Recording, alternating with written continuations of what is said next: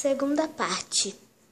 Aí, como eu disse, o álbum das esquisitas, eu peguei, recortei esses trecos aqui e colei aqui. Esse. Que eu achei que ia deixar mais bonito.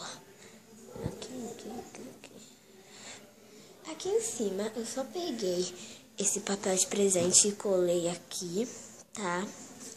Bem simples. Aqui eu não encapei, eu deixei assim mesmo, porque é pra mim, toda hora enrosco esse maldito grampo na toalha da mesa. É pra mim e ninguém vai ver, porque eu vou pôr ela assim na parede, né? Então, ninguém vai ver. E eu também fiz, gente, olha que... e aqui em cima eu peguei e coloquei esse saco de dormir que eu ganhei. Ai, eu ganhei muita coisa no evento, eu ganhei muita coisa de boneca. Eu peguei esse saco de dormir aqui bem bonito e coloquei. Ele abre aqui pra poder enfiar a boneca. Aí eu peguei e coloquei aqui.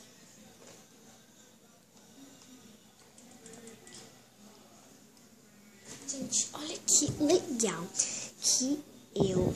Ai, vento chato, cortina. Vou segurar a cortina, não vai mais acontecer isso. Que eu fiz com caneta. Peraí, gente, deixa eu arrumar aqui. Esses daqui, ó. Vento chato. Essas tacinhas que eu fiz com caneta. Peguei a tampa da frente e a de trás e encaixei. Não precisei de nada, só de uma caneta. Aqui, ó. Né?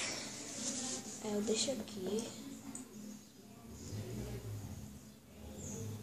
Tá? E eu... Nossa, cara de novo.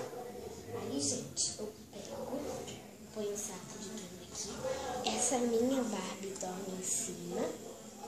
Dorme aqui. A Roberta. Pra quem não sabe, eu amo Rebelde, por isso eu dei esses nomes. Não, a Dulce Maria e a Anaí. Tá? Vou fazer uma novela da Barbie aqui. Vai ser Anaí como Mia e Dulce Maria como Roberta. Vou fazer uma novela da Barbie. Eu fiz o capítulo, só que ficou muito grande, então não deu pra postar. Aí, gente. Então, esse foi o meu review da beliche que eu fiz. Espero que vocês tenham gostado. Tchau!